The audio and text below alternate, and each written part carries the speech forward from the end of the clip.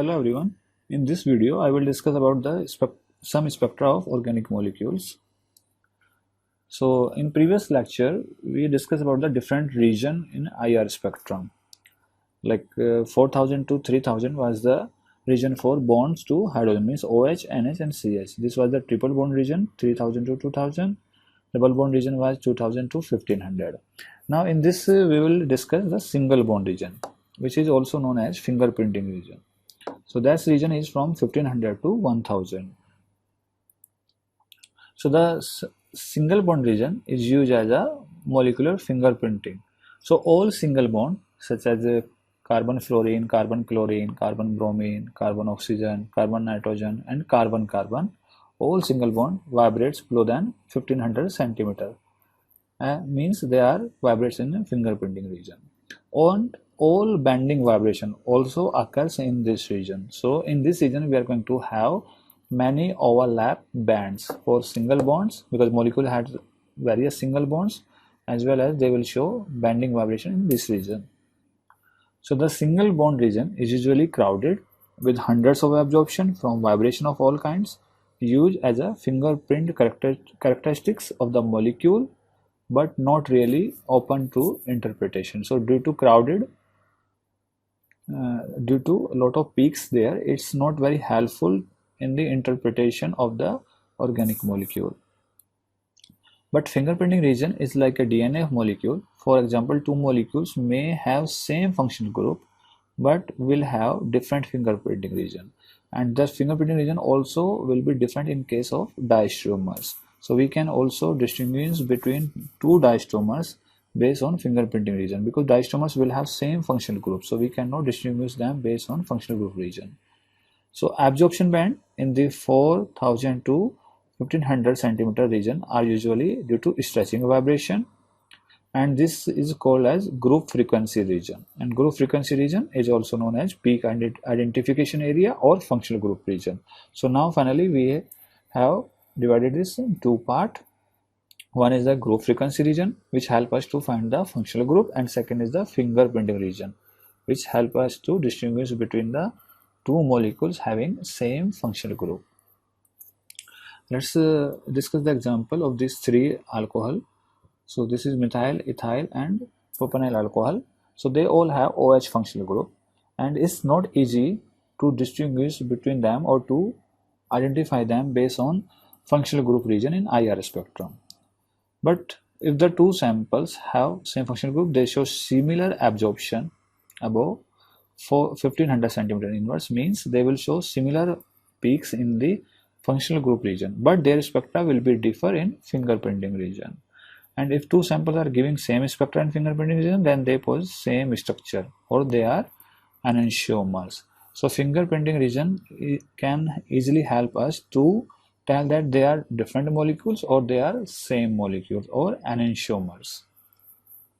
So in this region, in this case, the methanol or ethyl alcohol will show different peaks in fingerprinting region, and also this molecule will show different CH peaks in fingerprinting regions, because they will have different CH banding in fingerprinting region. Now let's discuss the spectra of some organic molecules. So first we start with 1-butanol. So this is the spectrum for 1-butanol. If you see, the peaks should appear in the IR spectrum. One, we should have the band for OH bond, one for CH bond, so and one for C single bond O. So means there should be three types of band or peak in IR spectrum. So let's see for this peak. This comes in OH bond region, and this is also broad peak, and this is a showing that this peak is appearing for OH stretching vibration. Now peak in the 3000 always comes for CH stretching vibration, so means these peaks are for CH bond. Now there is no peak in triple bond region or double bond region. There is peak now in a fingerprinting region, because there should be the peak in a single bond. There should be the peak in a fingerprinting region for bending CH bond. There should be the peak in fingerprinting region for the bending vibration of CH bond, and C single bond O. If you see, this is the most intense peak, and C single bond O will show the significant peak than will show the more intense peak than CH bending vibration, because there will be more change in the dipole moment in case of C single bond O. So this peak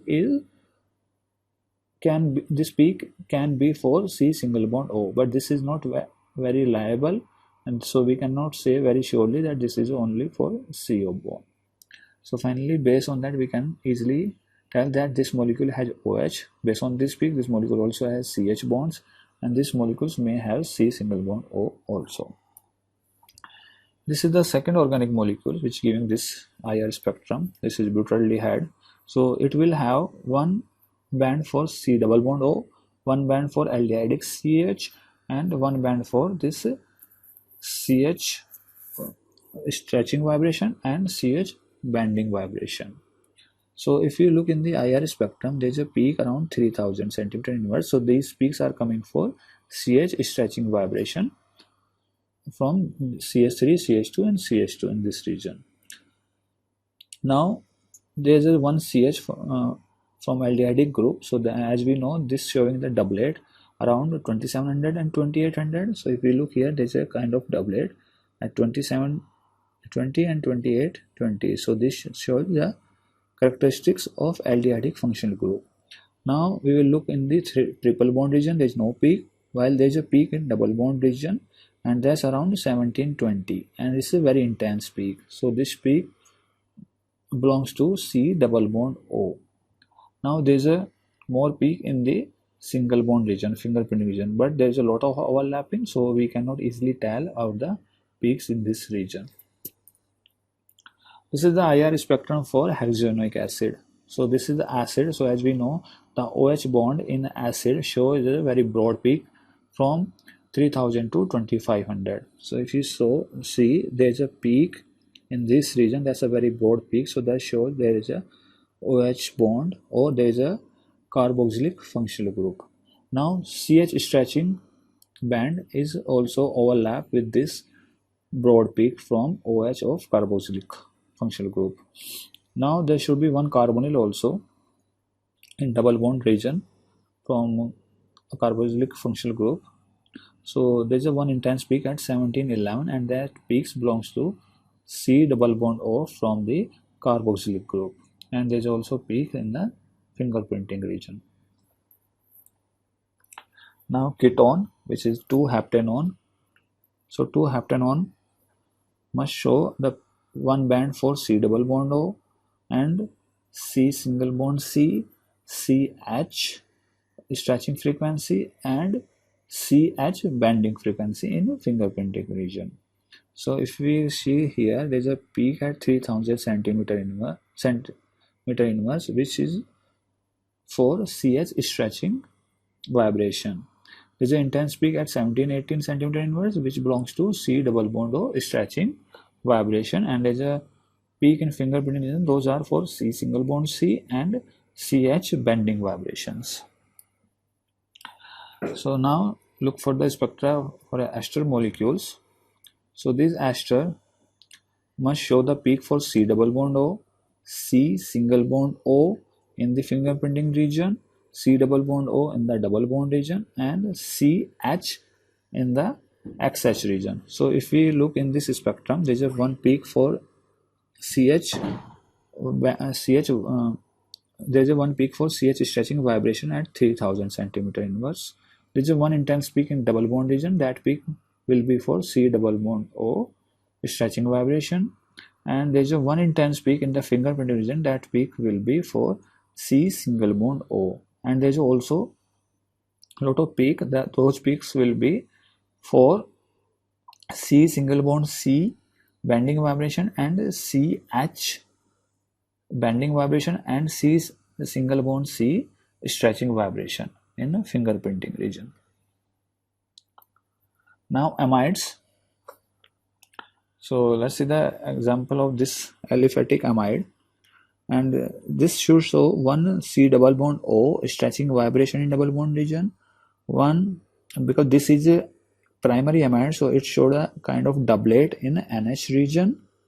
One, because there will be two peak, like one for asymmetric stretching and second for symmetric stretching. So if you look in this NH region or XH region, there's a kind of doublet for NH asymmetric and symmetric stretching.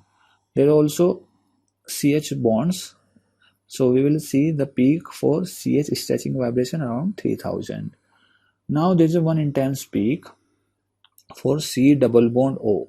Now if you see, there's a two overlap peaks. So as we know, amide shows peak for amide 1 and amide 2. So there's a one peak for amide 1, means for C double bond O, and there's a one other peak for NH bending vibration, which is also known as amide 2 peaks. And these are the peaks for CH bending vibration or C single bond C in the fingerprinting region. Now nitriles.